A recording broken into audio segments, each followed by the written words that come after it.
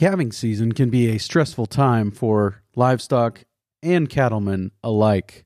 Today on the Working Cows podcast, we're going to talk to Ellen Bench about how we can go about reducing the stress, especially for those new and first-time moms in our herd. I have a remedy that we can use, which is hormonal wake up, gives them an edge on being tuned up and ready to go. And what that should prevent and where we'll see the results is an easier birthing, less retained placenta, less rejection of our calf and the moms not taking care of their babies like they should, and creating work for all of us. We'll also talk about the long-term benefits of employing homeopathic livestock health strategies like the ones available from Remedy Animal Solutions. Hopefully we have less and less issues instead of more and more issues. The more you use the remedies historically, and we're into like the 20th year of using the remedies on herds, which means, in my opinion, mass numbers, and it just gets easier and easier every year. All that and more on this episode 412 of the Working Cows podcast, brought to you by the K-Rose Company and the Wineglass Ranch. Welcome to the podcast that gives producers a platform to discuss and share paradigm-challenging practices. Practices that have increased the effectiveness of their operation and the joy that their families have received from this lifestyle.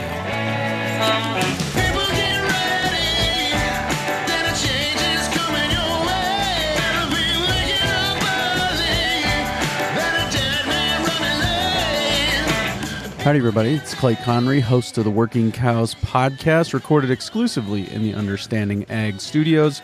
Very excited to welcome back once again Ellen Bench. And of course, Ellen has been a guest multiple times talking about homeopathic livestock health strategies. We talked to her last time about some of the practical steps for implementation. And so I would encourage you to check out the show notes page for today, workingcows.net/412. to find the episodes, Ellen's previous episodes, where we've discussed some of the philosophy of homeopathic livestock health and also the strategies concerning how we implement those things. So, but today we're going to talk specifically about calving season. What are some of the strategies for calving season specifically? What are some of the remedies that she has for calving season developed that will be helpful in that perspective? So excited to share that conversation with Ellen with you right after a word from our sponsor today, the K-Rose Company. Marketing your bull sale doesn't have to break the bank. At K-Rose Company, they understand the cost of traditional marketing can add up quickly, and that's why they've created the Bull Sale Marketing Guide, a free resource designed to help you market smarter, not harder. Inside, you'll find tips on how to lower your marketing costs while reaching new buyers and maximizing your visibility. Whether you're a seasoned rancher or just getting started, the guide can help you make the most of every marketing dollar. Check out workingcows.net/412 for a link to the K-Rose Company Marketing Guide for bull sales today. Ellen, thanks for joining me again on the Working Cows podcast. Welcome back. Thank you, sir. I'm really glad to be here. Yeah, I thought it would be timely to talk to you about some of the homeopathic remedies that you would recommend people having on hand for calving season. We're coming up on calving season, and so there's going to be a lot of people thinking about how can we approach this maybe from a different perspective. And if you want other perspectives, those are coming to you every day in the mail. So we don't need to worry about those necessarily, but if you want a different perspective on handling herd health at calving time, that's what we're here to give today. So what are some of the things that you would say you need to have these in your toolbox come calving time? I think that the goal for all of us is to have a highly productive and minimum amount of work in calving season. So to do prevention, I have a remedy that we can use for breeding too, which is hormonal wake up. And what it really does is kind of just gives them an edge on being tuned up and ready to go. And what that should prevent and where we'll see the results is an easier birthing, less retained placenta, less rejection of our calf and the moms not taking care of their babies like they should, and creating work for all of us. So we should see way less of those incidences. So with a hormonal wake up, And you mentioned that being an advantage at breeding, but then you also talked about, she's going to take her calf better. She's less retained placenta, those kinds of things. Is this something that can be given prior to calving as well to help in those things, or is it something that we need to think? Absolutely, because it's the cow we're targeting. Right. I get asked the question now and then: does it flow through to the calf? And it's not a drug. It doesn't do that. It just messages the mom. So the mother is going to get the tune-up. We're going to make the birthing process as easy as possible, and not have struggles with dilation or how the calf is turned, as an example. And then a real easy cleanup. So we want that mom ready and engaged with her calf. So I think that's the benefit. And that can be given in the weeks prior. So we can add it to the salt with our Pro Vitality and let them hit it. And I'd start a couple of weeks ahead of your calving season and make sure that they get it. I would say 1, 2, 3 times would be lovely if they got that opportunity. So yeah, and we'll have links in the show notes page for today, and we'll have links to previous episodes with Ellen where we've talked about the kind of the strategy for getting these things to our livestock, and so that is, that's where you can go to find that. But we're talking about adding this to the salt so that they're getting it on that mucous membrane of the nose, and then it's going directly into the bloodstream. And like you said, we're talking about waking up, targeting the brain with these things. Am I understanding that right? It's completely true. It's the nervous system that delivers the messages for efficiency or problems. So we're going to give them a heads up not to have a problem, to do everything at the best of that cow's ability and diminish negative occurrences. Most birthing is the way I understand it from talking to the fellows is pertaining to those first year heifers.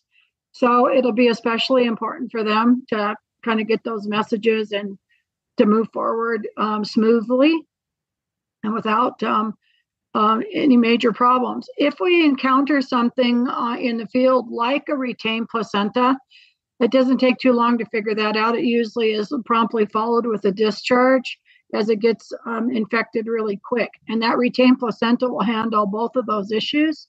So if you have to use the remedy and it's in your first aid kit, you can pull that out and you can squirt them right on the vulva if that's where you're spending your time, is on that end of that cow.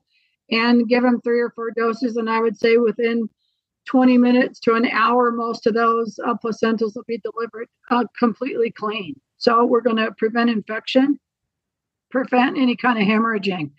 And we shouldn't have, by using that hormonal wake-up, we shouldn't have any prolapses. Yeah, no, that's very good, very helpful. And the other thing that you mentioned there was kind of Pro Vitality, and if I remember correctly, Pro Vitality is kind of a year-round thing that we're going to continue to have on the salt. Is that right? Yes, sir. Yep. So if we've medicated, 500 or 1,000 pounds of salt or whatever you're ready, that you have stored, if it's pre-medicated with Pro Vitality, that's always easy. We can add another remedy and spray. The other thing is that we want to remember when those new calves are on the ground and you have access to them before you're tagging them or running them through the chute. If you have that immune boost ready, you're going to want to squirt them. And the reason that we're going to squirt the calves instead of relying on them consuming salt is that they typically don't. So if we want to protect them right out of the gate, we're going to give them that immune boost right there on the spot. Sure. So we're going to protect them against all diseases that cattle get. And I like to say that if you guys are used to using a 5-way or a 7-way, that the remedy is a 20-way. It has a really broad spectrum of what it's able to create protection for. So you don't want to miss that opportunity if you're going to have hands on that new calf. So we're talking immune boost and hormonal wake up, kind of being some of the things that we want to have on hand for calving season. Is that right? Yes, and the other thing is that you might want to have that retained placenta so that you have it on the spot. We don't want infection. There are remedies in the kit for infection, but it'd be real nice to prevent it right from the gate. Yes, absolutely. Get ahead of it. Get a head start on it. And you have a first aid kit that is also that you've kind of mentioned or alluded to here. What are some of the things that are in that? So I'm grateful to Steve Campbell, and we talk somewhat frequently. And I appreciate him very much, and you too, is that the questions that I'm getting, and I especially have a new broadened market in Canada, is getting remedies to Canada has taken about 2 weeks. To get remedies to Nebraska takes 3 or 4 days, and 3 or 4 days sometimes is too long. So I talked to him about having a one of every remedy available, and at $38 a remedy, and they're discounted, of course, for the kit, but they've got all 30 remedies now. We expanded to 30 from 27. So that you can solve a problem right there on the spot. So the first aid kit is one of everything that I have in regular production. There are a few things that we customize for people, but this gives you infection remedies and respiratory and travel stress and ketosis and arthritic and fungal and warty and ringworm. So there's a little bit of everything represented in that kit. The goal is to be antibiotic free, not to get anything kicked out of your natural program. So if you can avoid an antiviral needing to vaccinate because you don't know what else to do, that's going to be the recommendation from the vet. If you can avoid the cost and the having to cull that particular animal, you're way ahead. Eliminating death loss, I get calls, I would say at least twice a week that we've accomplished that for somebody. So that's thrilling to hear. I'm really proud of the amount of effort that people are making to try the remedies first. In some cases, they're trying them after the 3rd dose of antibiotic, and desperate. But I'm getting, all good feedback. And I'm here for that. That's the motivation to help you out, to make sure that you have something that actually works. Talk's cheap. Making it work is significantly important. And I think all of us are here to help you do that. Everybody that's here, the 3 of us at this point are right there to back you up. Well, and on top of the loss of money and investment in, vets and antibiotics and all those kinds of things, you're also talking about lost income when it comes from that animal being disqualified from an all-natural program, which the Remedy Animal Solutions remedies do not do that. So they can stay in those programs, and you still get that higher premium for those all-natural animals. Yes, and the scary death loss. None of us want that. Yeah. Yeah, a zero is hard to recover from, right? Yes. So if you can avoid that, that's the ultimate. So, yeah, I see the first aid kit here on the website remedyanimalsolutions.com, and very handy, and yeah, so that's a very, very good product to have on hand at all times, and all the things that we've talked about here are going to be a part of that as well. Is that right? Yes. Everything that we've discussed is in that first aid kit. Yep. And what's kind of how much are we adding to the salt would you say it's a weekly basis prior to calving that we're going to add the hormonal wake up and the immune boost? Is that a weekly remedy or regimen that we're going to have that added to the salt in the weeks leading up to? If we can add hormonal wake up for the cows before they deliver, so that they can get a dose potentially 1 a week for 3 weeks, we'll be ahead. And how much are we adding to the salt? What's depending on how much salt you're actually getting wet.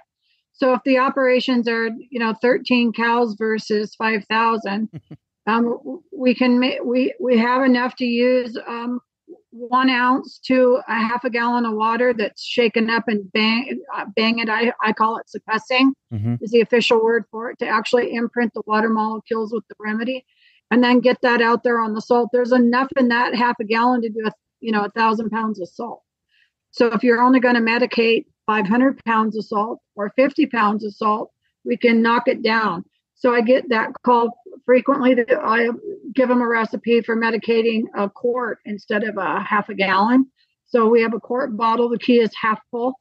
And a quart bottle would be something comparable to what you'd use for fly spray, right? Something easy to handle. It also works, by the way, that container works really well for those intranasal spraying that are being done in a chute or loading or offloading the animals.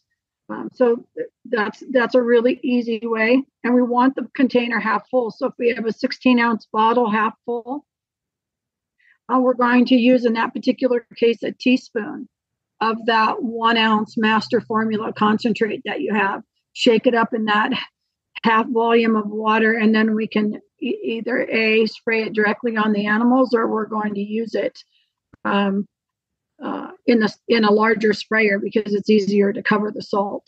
If we have a larger sprayer, like a 1 gallon sprayer, right? You can dump that potion in there and shake it up and spray the salt. So depending on how much salt we're using, we can conserve the remedy. I did have an odd call this month of a fellow who took every remedy and put it in a gallon of water, and then wanted to keep that for indefinitely, as if he was expanding the volume of the remedy.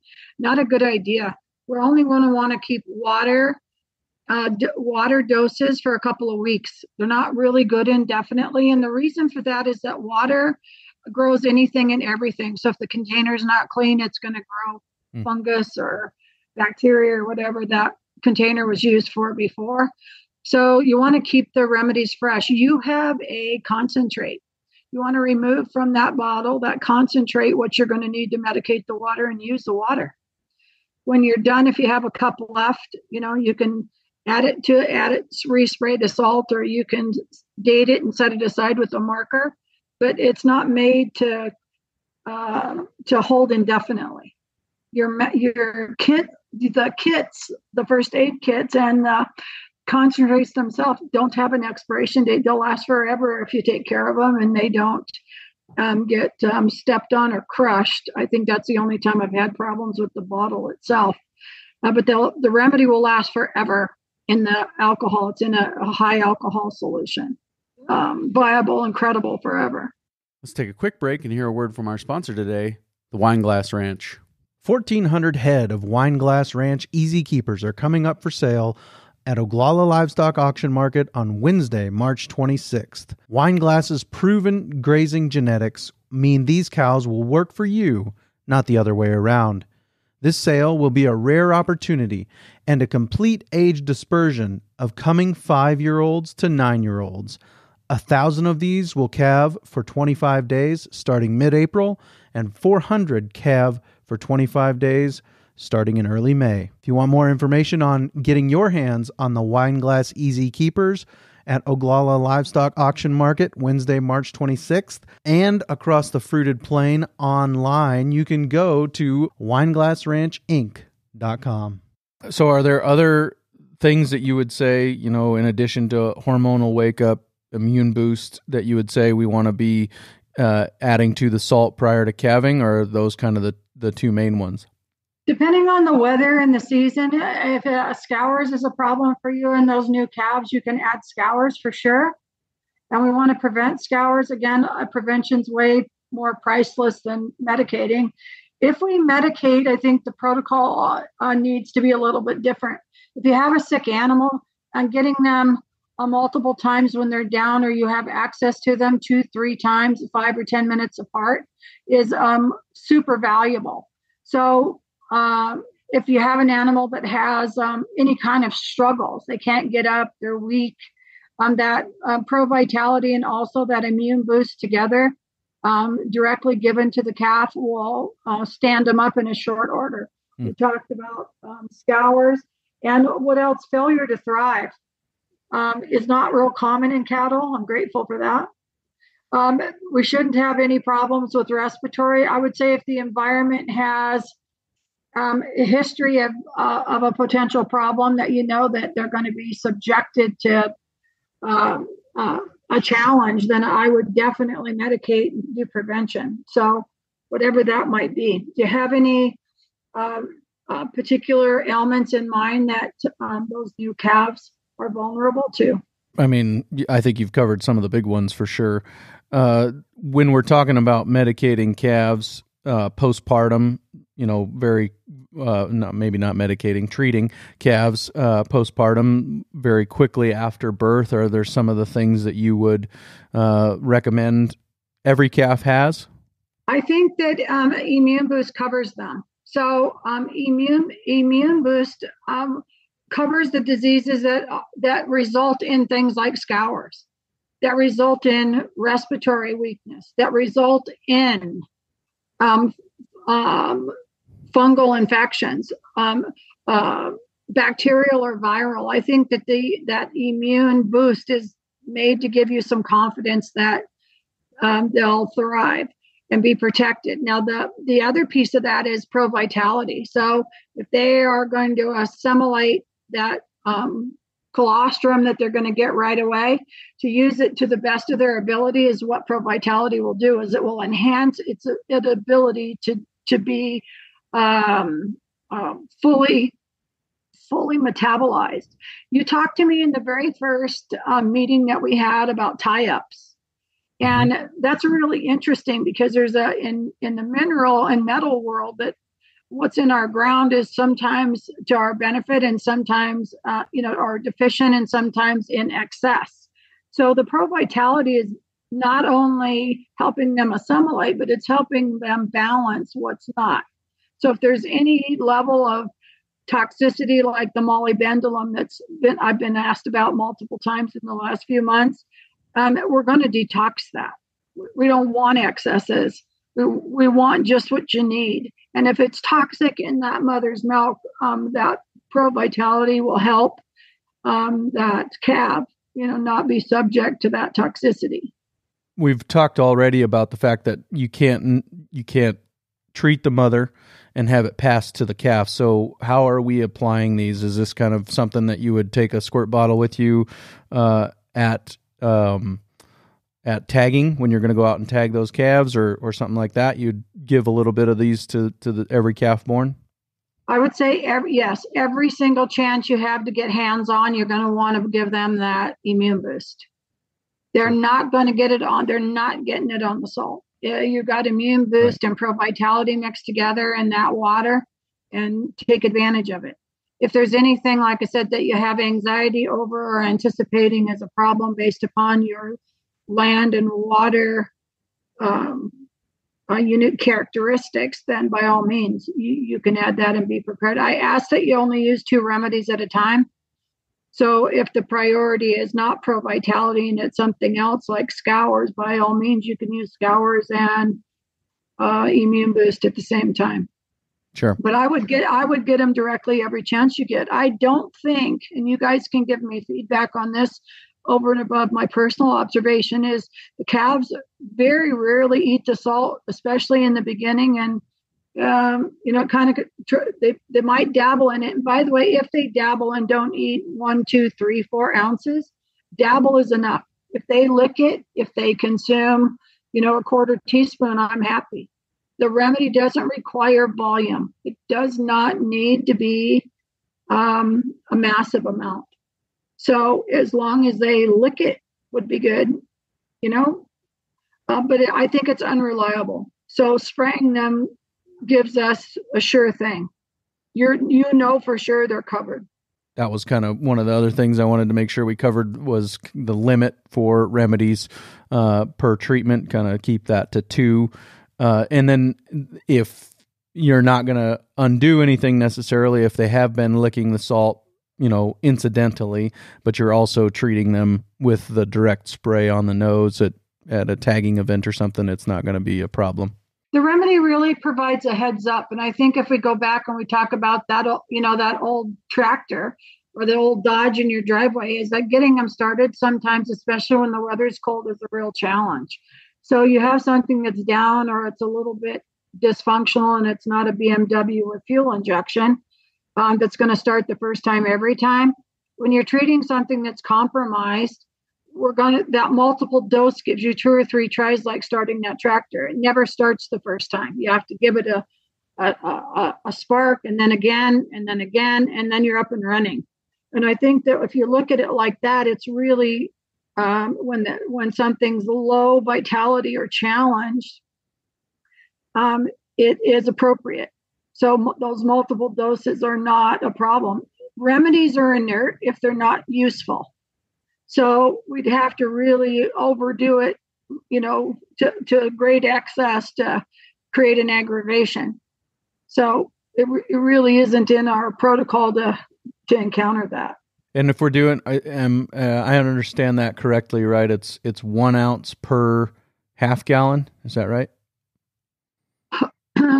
We can use the recipe on the method sheet says 1 ounce per half gallon. The truth of the matter is that if you're going to medicate less, we can reduce that amount. So if we're going to do a quart as an example, we're going to do 16 ounces in a 32 ounce container, or 8 ounces in a 16 ounce container. We can reduce accordingly. And I've been giving a recipe, and I should put it in print for you, is that we can use a teaspoon for that 16 ounces in a quart, and we can use a half a teaspoon for 8 ounces in a pint.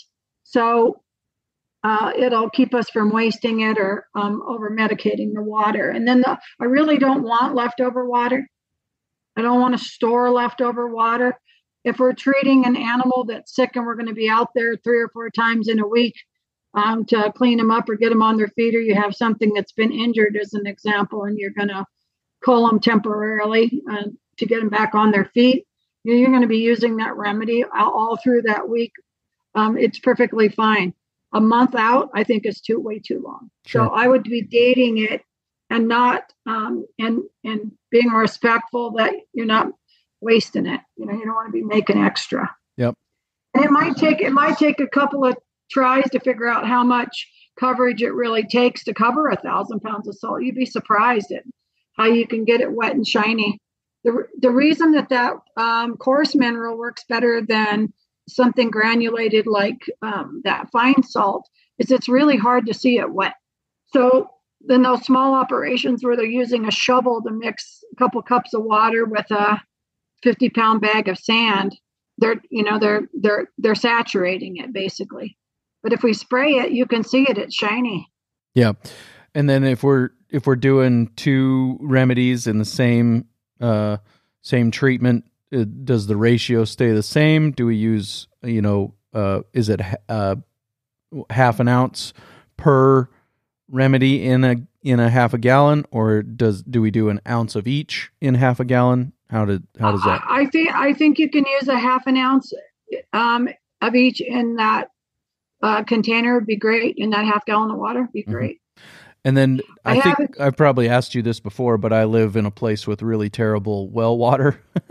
Yes. Does the water matter? Is there something in the water that if it's high in something like ours is very high in sulfur, is that going to throw things off? Do we need to use the reverse osmosis water that we drink in our house for these remedies, or does that matter? A really interesting question.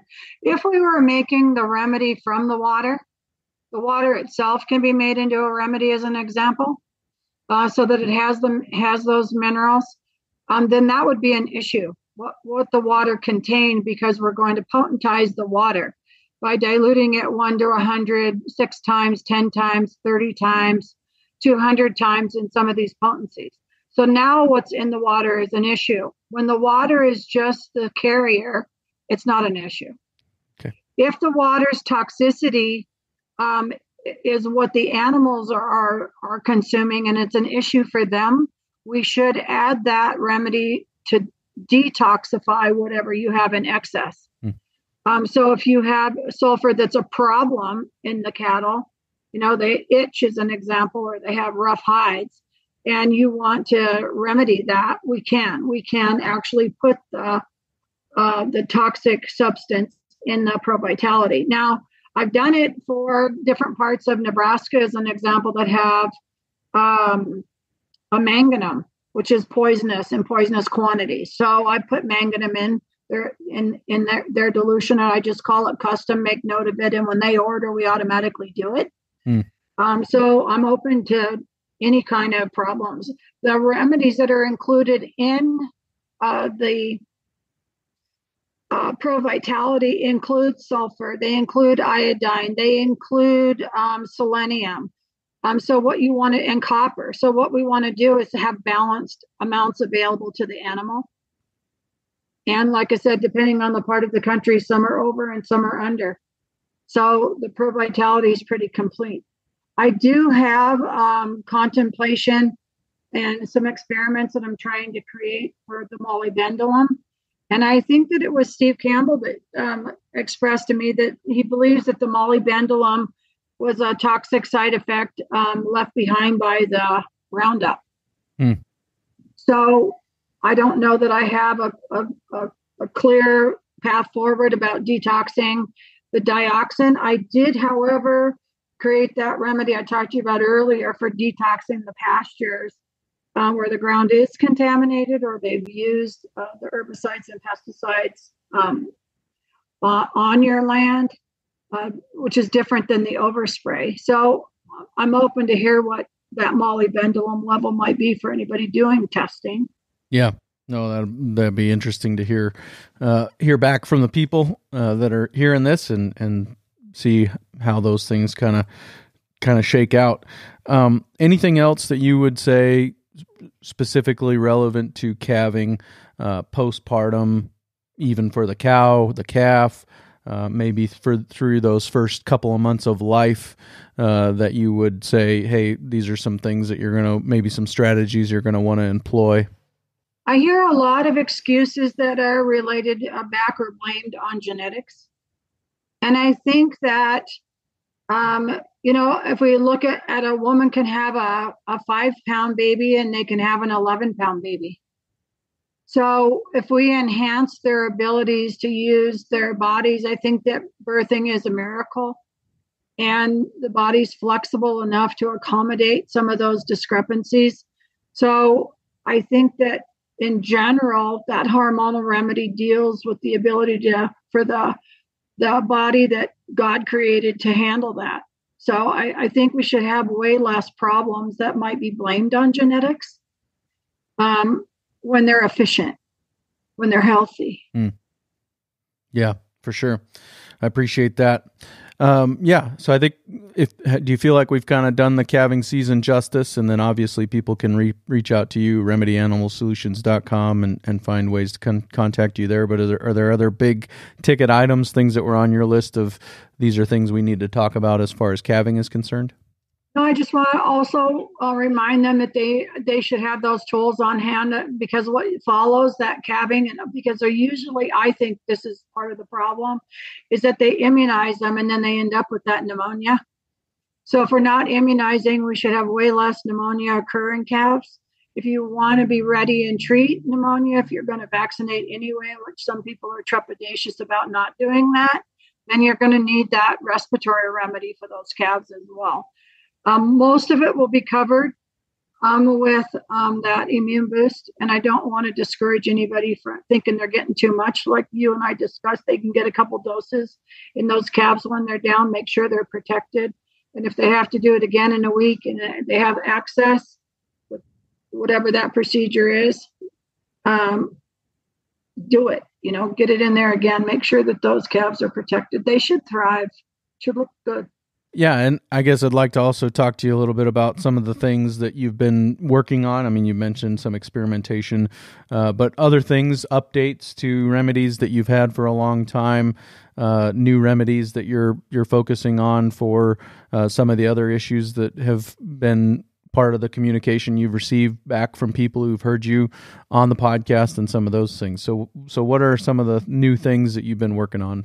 I do want to be grateful for all your listenership, because they seem to be very trusting and open. And when I went initially to trade shows, the ranchers didn't want to talk to me about cattle health. They wanted to talk to me about their prostate problems. So that always fascinated me, and I always wondered if they didn't want to listen to a woman necessarily or take advice. I'm not sure what category that fell in, but I haven't had any of those issues. I think I've given as many free consults as I've been asked to facilitate for these ranchers. I have a little questionnaire that I ask, and one of the questions that come up and backed up by Steve Campbell is he was asking me about the mRNA that's being put in the vaccines, and it's the consumers that are asking the producers to solve for this or to make sure that we're not using conventional vaccines, and what if they've had the mRNA. And I told him I had no proof that there was mRNA yet in the vaccines. I know that the pharmaceutical companies are in full denial. I am working on one of the formulators in one company giving me some maybe more truthful information, but I did include it. The new immune detox will include mRNA if it's in the vaccine. And like I said, I have no proof it is. So I did make that change, and it's automatically in the new remedies.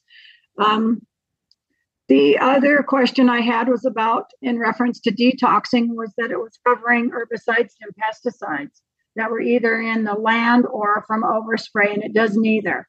It's really about drugs and vaccines and compromised health of traditionally treating cattle. That's what that immune detox was for. So I did make a remedy for herbicides and pesticides. I gave 2 different protocols for the same remedy. One, if an overspray occurs on your land, that you can give it to the animals. We'll also be adding it to our plant pro vitality that you can put on your crops. But we also have then the protocol for if the ground that you've purchased or historically has had herbicides and pesticides. So that's a new product that was requested. I have a great lump jaw remedy, and we send it out on request. So I included it. I've gotten so many calls recently that I've included it in the first aid kit. And the other one that has super high mortality was the anaplasmosis. So I put the anaplasmosis prevention and treatment in the first aid kit as well. So those are the 3 changes: lump jaw, herbicide, pesticide detox, and the anaplasmosis, which is a blood parasite. And the data on it shows a high death loss. You usually don't know you're in trouble until you have a problem. And the other piece of that is that it stays in the herd. So they're considered to be contaminated from that point forward. And the carriers are anybody that survived, any of the cattle that survived infection. So I chose to make a remedy for that, so you can do that as you encounter it. But hopefully we have less and less issues instead of more and more issues. The more you use the remedies historically, and we're into like the 20th year of using the remedies on herds, and which means, in my opinion, mass numbers is being able to do prevention and medicate, and it just gets easier and easier every year.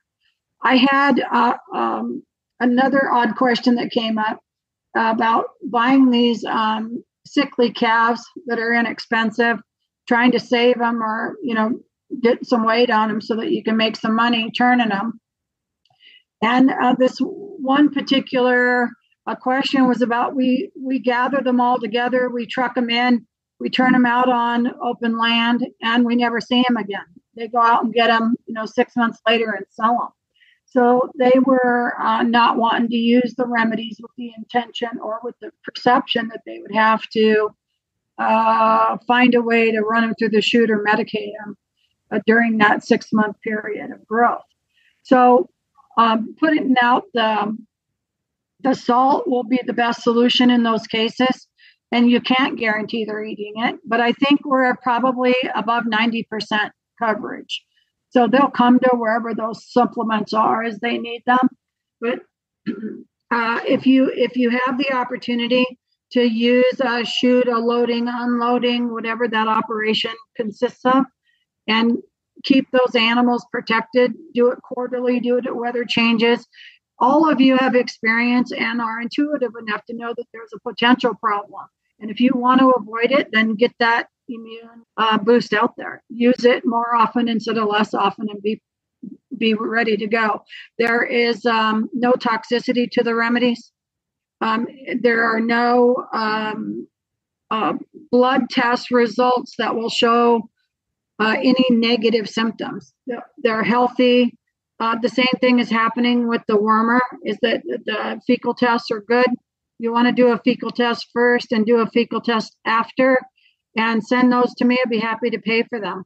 So I love seeing those clean reports. I'm not afraid to make changes in the remedies if we miss a parasite, or if you have some kind of trepidation about what you're doing or the results you get. I'm here for that, and I'm excited to be part of your interest and your education. So I'm grateful again to Clay.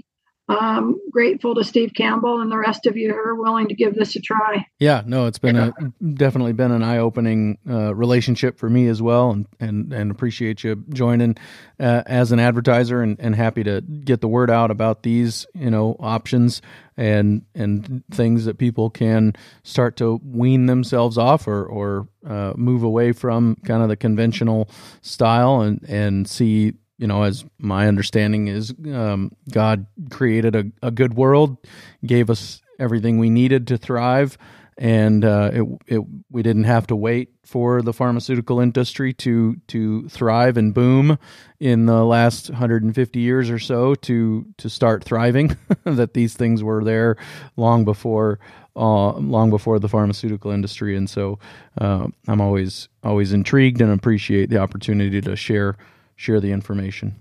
Thank you again for having me. And if I can answer any questions, you can send them to me, or they can definitely look on the website and message me that way. But we're happy to be helpful. Well, yeah, Alan, thank you so much for your time today. I really appreciate it. Have a great day. Very good stuff there with Ellen. Really appreciate her perspective and just kind of the experience that she's had, as she said, over 20 years of medicating and treating livestock. And we're going to continue to push the paradigm way out there. On the next episode of the Working Cows podcast, got a slate of Friday episodes coming for you here in March and April, and the last one in February is no different. We're going to kick it off with Will Winter. We're going to talk to him about using apple cider vinegar as part of your herd health strategy and some of the benefits and ways that you can go about implementing that. So look forward to that coming your way real soon on another episode of the Working Cows podcast. We invite you to visit workingcows.net to subscribe to the show via iTunes or Stitcher. You'll also find detailed show notes pages, resources from our guests, and the industry leaders who have influenced them. For more ideas on putting your cows to work for you in a more profitable way, tune in next week.